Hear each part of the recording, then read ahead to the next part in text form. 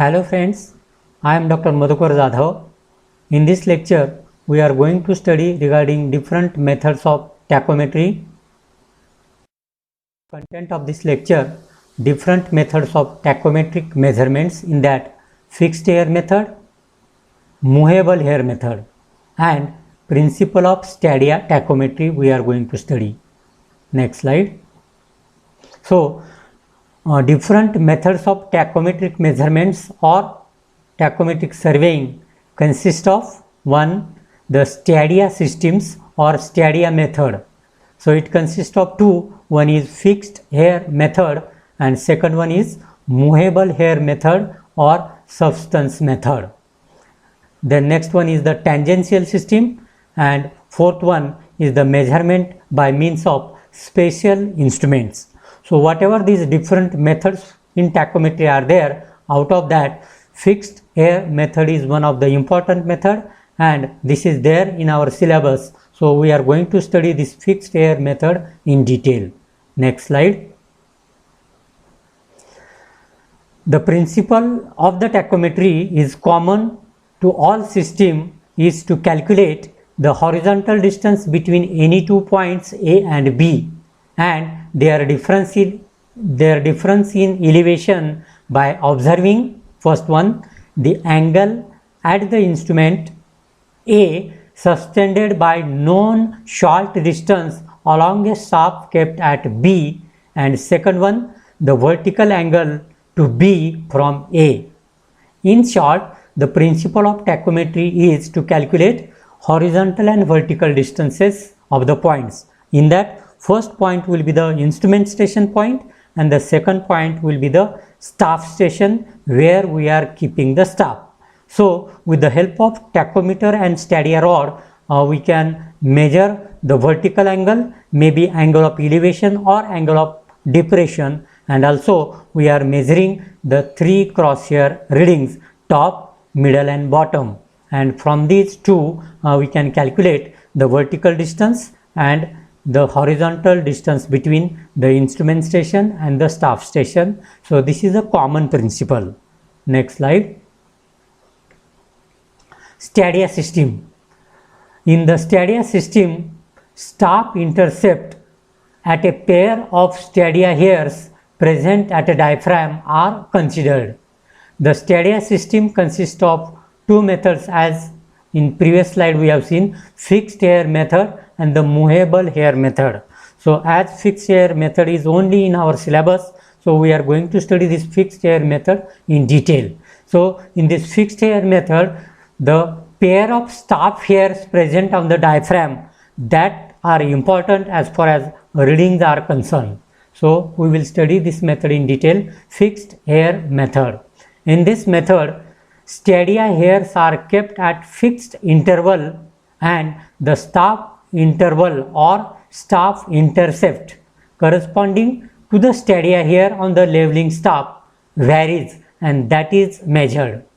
Staff intercept depends upon the distance between the instrument station and the staff station.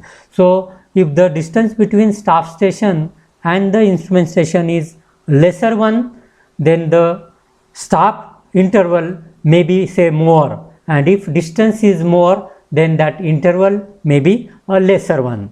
Next slide. Fixed hair method.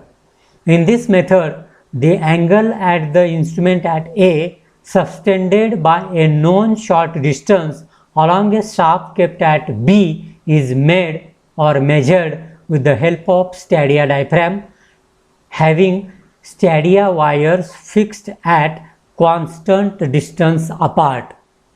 The reading on the staff corresponding to all the three wires are taken. The staff intercept, that is the difference of the reading corresponding to the top and bottom stadia wires, will therefore depends on the distance of the staff from the instrument station, as we have discussed in previous slide. When the staff intercept is more, the length of the staff, when the staff intercept is more than the length of the staff, only half intercept is read. Next point, for inclined sight, readings may be taken by keeping the staff either vertical or normal to the line of sight. This is the most common method which is used in tachometry. This means the fixed hair method. Now, as here mentioned, staff is kept either vertical or normal to the line of sight. Now, in our syllabus, the staff held vertical is only there. So, we are going to study the staff is kept vertical to the line of sight criteria. We are going to study in detail. Next slide. Principle of stadia tachometry or principle of stadia method. As in the field of tachometric surveying, stadia method is the most widely used procedure. So, we will discuss the principle behind this method. The stadia method follows the principle that in similar isosceles triangles, the ratio of the perpendicular distance to the base distance is constant. So, here this is one distance, say OC2, and this is another perpendicular distance. So, ratio of this distance plays very important as far as principle of stadia method is concerned. Next slide. So, again the figure is there. Instrument is set at O and these are the staff kept at first point, second point and the third point, and these are the three hairs cut by the line of sights A2, C2, B2, A1, C1, B1 and A, C and B. So, in figure, let two rays be equally inclined to the central hair. So, these two, upper hair and the downward one. So, in figure, let two rays which are emitting from the instrument station be equally inclined to the central hair. So, this inclination is equal. Here, central ray is shown as OC, OC. Then A2, B2, A1, B1 and AB are the staff intercepts. So, this is A2, B2, A1, B1 and AB are the staff intercept. That is difference between the upper and lower stadia readings. Hence, from the principle of stadia tachometry, OC2